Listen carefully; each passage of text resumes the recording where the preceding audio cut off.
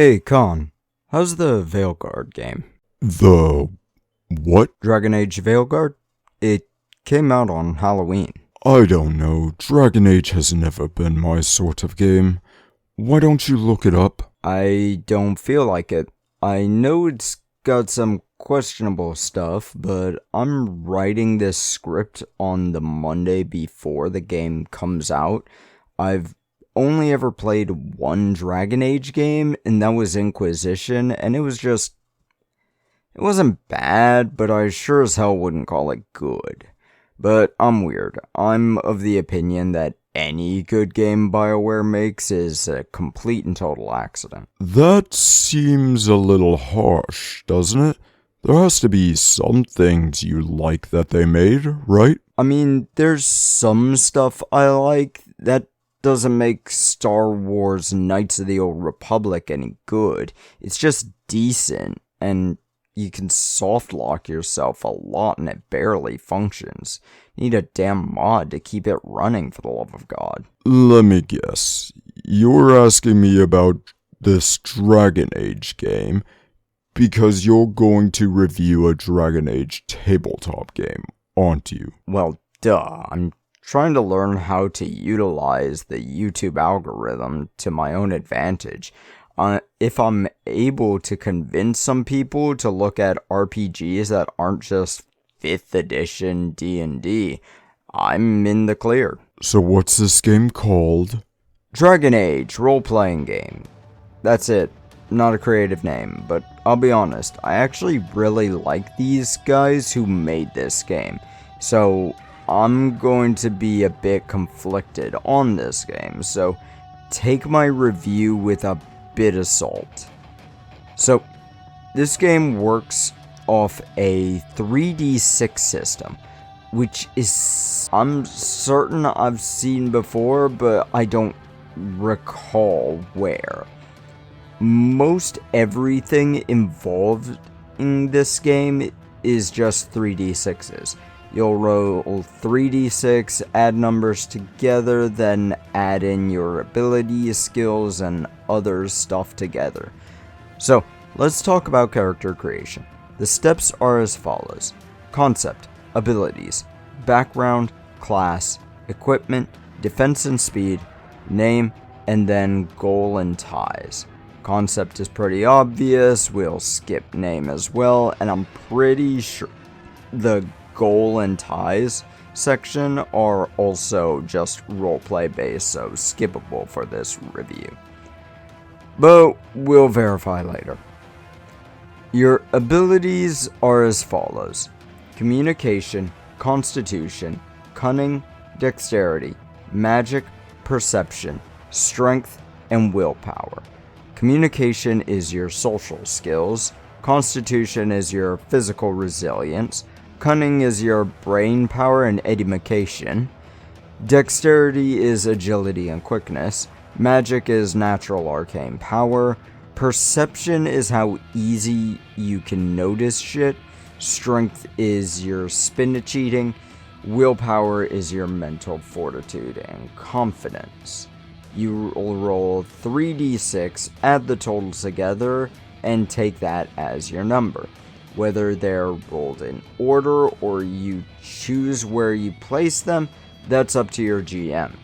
Each number will mean a different starting ability. That number will be added to your 3d6 roll in the future. There's another option as well with points buying, but we'll skip that as there's a lot more complicated than you'd expect, as it leads into the experience point system, which we'll need to touch on later. I'll just show the chart. Next, we move on to backgrounds. These backgrounds, in a large number of them, are racial locked too. Human, elf, dwarf, and Kunari, and their multiple subspecies. When you choose a background, you'll get some stuff at default. You'll then roll 2d6 and take that thing twice, or you can choose 3 advancement points and you can buy from the list. The ability increases ones are 2 point cost, and everything else is 1 point cost. This touches on focuses, which essentially allow you to add 2 to a die roll that involves that very specific thing. I kind of like this. It makes every single character slightly unique, but keeps in a theme. Now, how many backgrounds are there? 30 of these, some with multiple subtypes, usually with no more than 2, but that's still an insane number. Next, we touch on classes. There's 3 major ones: Mage, Rogue, and Warrior. Each one has their own subclasses too, kind of, which is like how the video game rolls, but we should talk about how leveling up works. As you gain levels, you'll get some advancement points each time, 1 per level. You can spend these points to increase ability scores. The higher the ability score, the more AP it'll cost to bring it up 1. There's a table for it, but it uses different wording for abilities. Instead of starting ability or anything used in the chart here, it calls them ratings, which I think that second one there, but it could be that first one. Honestly, looking at the chart, I think that's the second number there, which brings up some questions too, but let's not touch on that. Now, we'll go over the classes. They're pretty simple. You essentially get a feat or ability every level, with some giving you specific things that give you specific abilities. Seems this system uses a mana pool for the magic system. I'm not sure how I feel about that. I understand it. Seems pretty simple, but I'm not sure if I really like it per se. I'm at the exact same time oversimplifying this and overcomplicating it, as it doesn't seem to have really subclasses like I said earlier. It's more of build paths, which seem rather null, but hey, you get weapon options at level 1, so that's kind of subclasses, I guess, for some. Next, we go to equipment. Each class starts with certain gear, and all start with a backpack, traveler's clothes, and a water skin. Mages will get 1 weapon of their choice and a staff as their arcane lance. Rogues will get light leather armor and 2 weapons. Warriors will get heavy leather armor and 3 weapons. If you can choose a bow or crossbow, you'll get 20 arrows or bolts as well. If you have the shield and weapon talent, you'll automatically get a medium shield. That last one really only applies to warriors, unfortunately, but you'll get 50 plus 3d6 silver pieces to spend on what you want as well. Now, we go into defense and speed.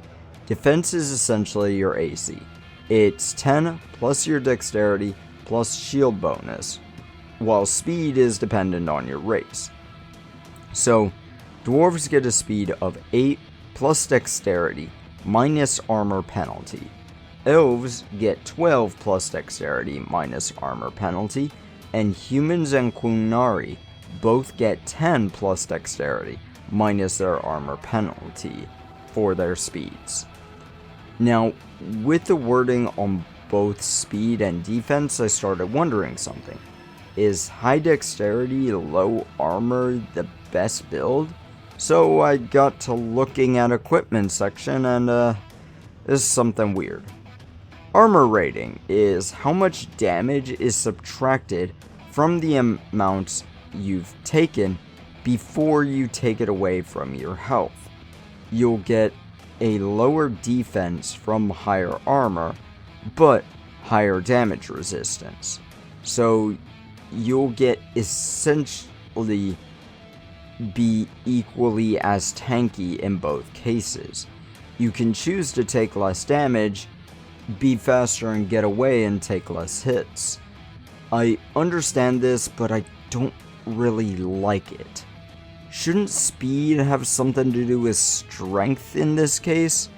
Can the roided out Kunari Cowman not carry more than the Twig and Wimpy Elf? Whatever. Names are names, goals and ties are a roleplay thing apparently, so we'll skip both of those. Now, that's all your character creation stuff. Honestly, simple enough to create a character.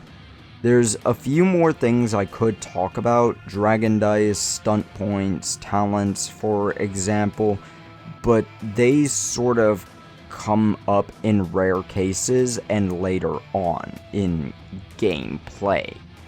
I think talents are kind of like how you build into the subclasses of this game. So I find this game rather interesting. It looks simple and fun, but I think wording in the book have a lot to be desired.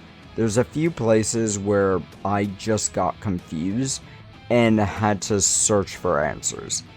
I give this game an even 90% score. It has some room to grow, but it's really solid from the ground up.